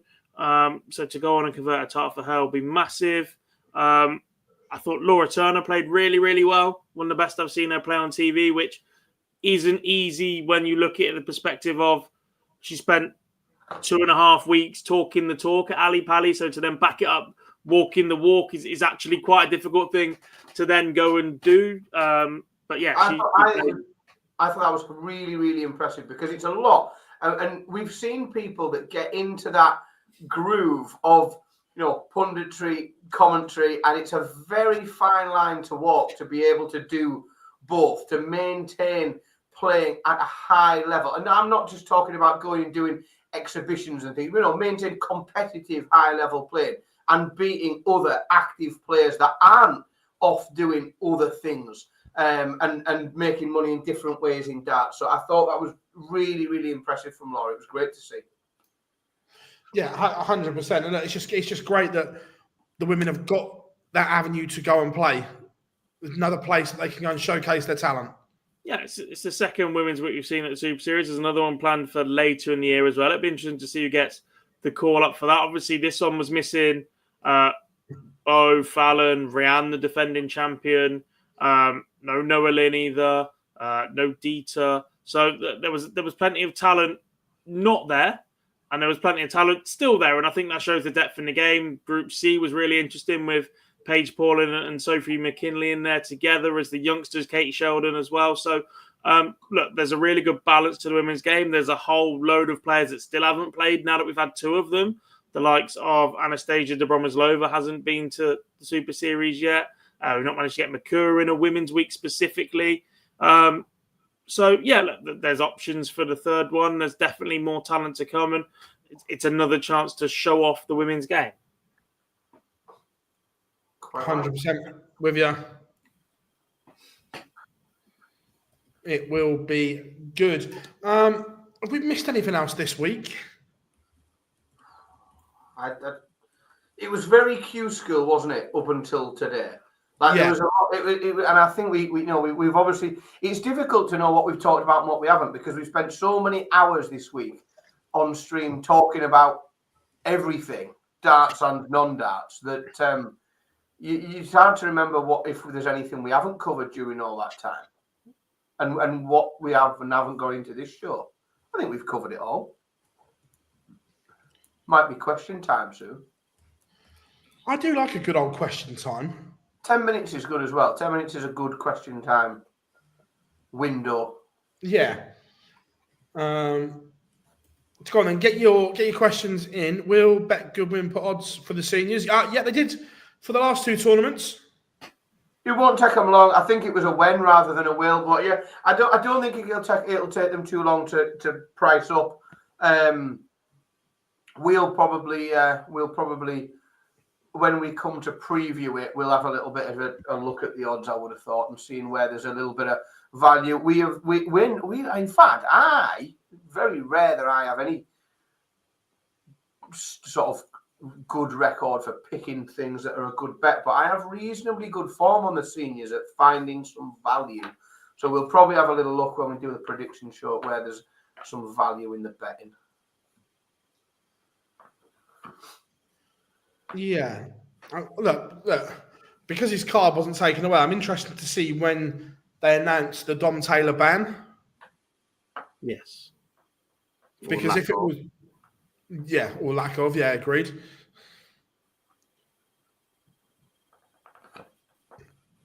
Well, who are we waiting to announce it? I don't know if it's UK. It's a case or a news, because they haven't updated their cases since the start of last year, maybe before that again. Whereas the news pages only seem to get updated when it suits anybody but the PDC.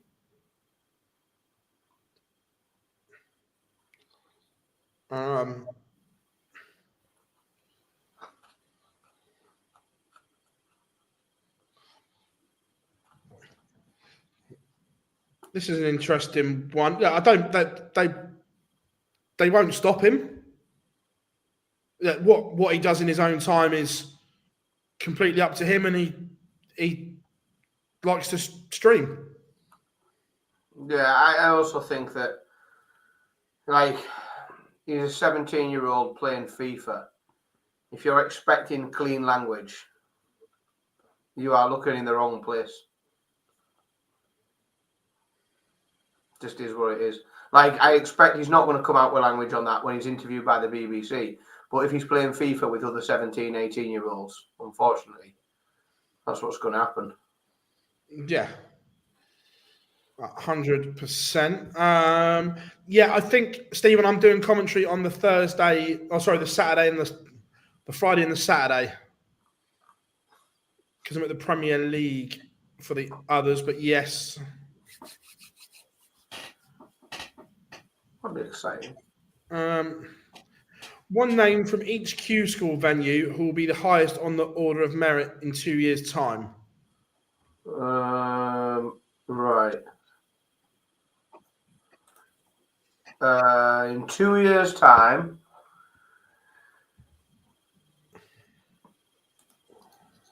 Daryl Pilgrim, and this is the toss of a coin. This I could look like a genius or look totally foolish. Max Hop.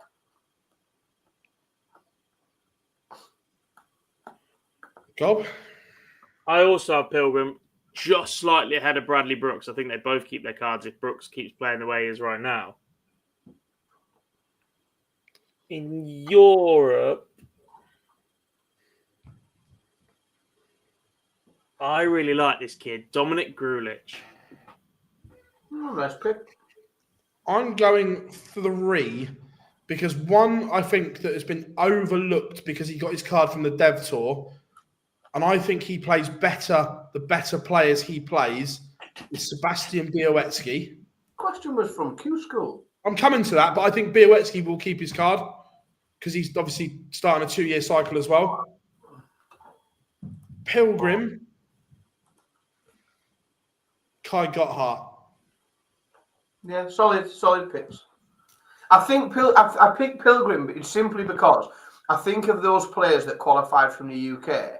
The variance is not as wide with him as it is with a lot of the others. The distance between him playing at his best and him having a stinker isn't as broad as like some of them. That it's real peaks and troughs, and when they drop, they'll drop like they'll be shit. But they've all got a game in them. But Pilgrim just hasn't got that huge peak and trough. Like he'll never be a mile away from playing well. And I just think over the course of 2 years, that'll stand him in better stead. Yeah.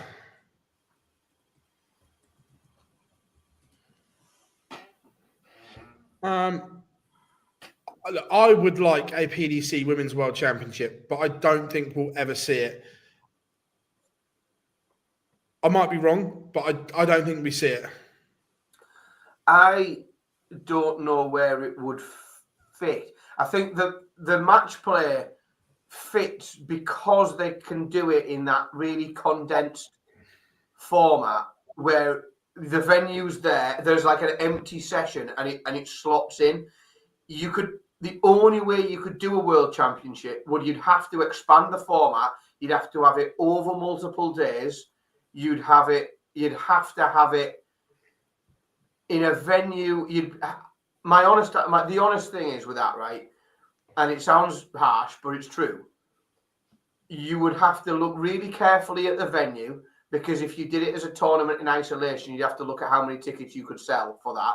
It's fine when you do it on a session of the match play in Blackpool, and you can and it doesn't sell out, but you'd have to look at where you could host it and how many tickets you could sell, especially for the early stages.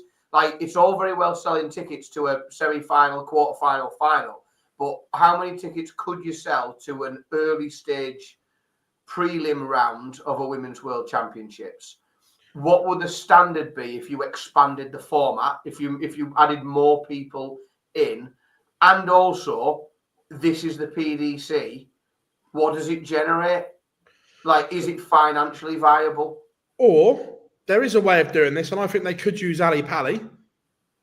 They tag a women's game onto every session, or the sessions needed, of the main World Championship, and then you could have the final before the men's. Instead of going on air at 8, you could go on air at 7, women's final into the men's. But legitimately, you are there at the Palace for the whole. Do you think there is room in those sessions for extra, 2 extra games a day? I don't know. You're the expert. Listen to me. They want to make more money. They want to make more revenue. You put more days on, like they're going to for 128. But there isn't enough days at Christmas to put that on, surely. Also, I'm not sure I'm a fan of that, because they do it at the Lakeside. I think it devalues a bit, or we're jumping back into this, or do you know what I mean? Oh yeah, no, I'm not saying that, but I'm saying that would be the possible way to do it. If you can find a way to make I think it's the only way you can make it viable is to combine it with something else. The challenge you've got there, Phil, is women playing in the same event. So if you run a Women's World Championship that you alongside and during the World Championship at Ali Pali that the women can qualify for, you could have people playing in both events. And I don't know whether that's a good thing I don't know whether that's a goer or not. Because it's there, because they'd both be PDC events, they'd let it happen. Yeah, but it's chaotic, isn't it? To have, you could have like a Bo or a Fallon or somebody, who playing in a prelim round for the World Championships, and then the next day or the morning session or whatever playing the Women's World Championships. But then the challenge then becomes, if any player then wins a couple of matches in both events, your brackets on both events start to narrow. I think it's a nightmare to schedule. If you've got people, I think the only way you could do it is to say that if you're in the women's, you can't play in the other one, and then you're in a world of pain because it's no longer an open draw, is it? Yeah, you couldn't do that one. So it'd be interesting to see whether I'd like to see it. Whether I don't think it'll ever happen, but I'd like it to. It'd be amazing. I think the calendar, the economics, the venues.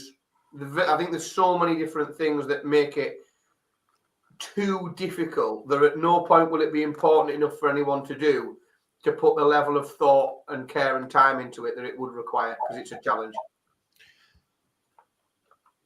The way she's spoken recently, I think she'd pick the PDC. All depends on where she's at, I suppose, after Q School, doesn't it? I think if she gets a card, then all the decision making's taken away. There's no decisions to make anymore, is there? Not even that. If they're both World Championships, we know which one she's going to. The one that earns more. Exactly. And we know who will make that prize fund just $5,000 more if it makes a difference, because we know they've got the ability to do that at the drop of a hat. Yeah. 100%. Does anyone know when Wayne's going to be back? We don't. Obviously, look, Rod Studs is very, very close to Wayne. We were chatting, obviously making sure Wayne was okay in the Worlds, was as okay as he's going to be. He was hoping to be back during the Premier League at some point. It hadn't at the Worlds. It hadn't been decided. But look, it was important at that moment. Look, Wayne will be back when Wayne's ready, won't he? yeah, as I say, Wayne will take all the time he needs to, and I would suggest, I would hope, I would like to think that there isn't pressure coming. there's from not. anywhere. Like, There's and not. I know that there won't be and there shouldn't be. But I think people shouldn't be sat thinking, well, should be back by now. He should be like. Well, the thing is, back where? Because there is no darts until the Premier League starts either. So it's another 4 or 5 weeks anyway. Well, yeah, I suppose. Everyone, what a show it has been this evening. We have loved every single second of it. Dan has alienated half the seniors members, which is always good. But Why is it takes 2 people to do a draw? Nope. And I didn't decide the pots either. Like, I literally just hold this little bag and pull the counters out. I know it's not me. I have to referee for 4 of them tomorrow, so it's all on you, mate. At least they can never be an accusation. Like, especially because the people who I genuinely keep shafting are the people that, like, I sort of that I know and get on with. Like, there could never be an accusation that our draw wasn't live, that it was pre-recorded, that we'd somehow worked it in any way, because it's unbelievably self-destructive often for me. 100%. This will be available as an audio only on all good podcast providers. We'll be back next week as always. It's been an incredible show. If you haven't yet, make sure you subscribe. We're close to 41k now already. So thank you very much for that. I'm recording the Mace interview later this week. Going to get Duff for a sit down as well. So plenty. Oh, my friend. That's if he hasn't blocked the channel now, Dan. But thank you very, very much as always. We have been Online Darts, and we'll see you all very, very soon. Bye.